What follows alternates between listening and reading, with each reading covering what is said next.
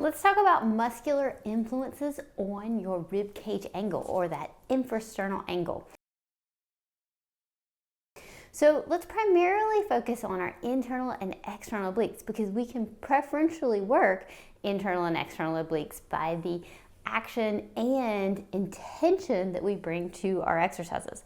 So I have got on the direction of the internal obliques taped on. So you can see, if you take your hand, place it in your opposite pocket, you can be your internal obliques.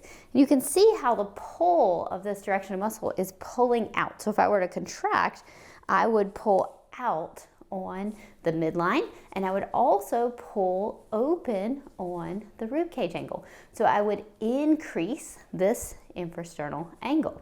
Now, if I am the direction of the external obliques, you can see how this is like putting your hands in your pockets, and these external obliques are going to pull down and in on your rib cage, and they are going to narrow your infrasternal angle.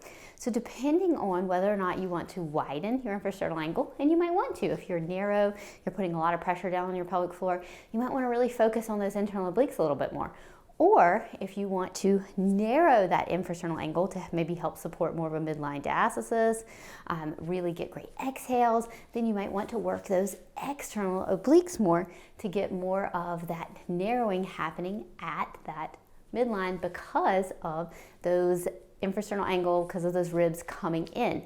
Now, the thing to keep in mind is all lateral abs pull when they contract.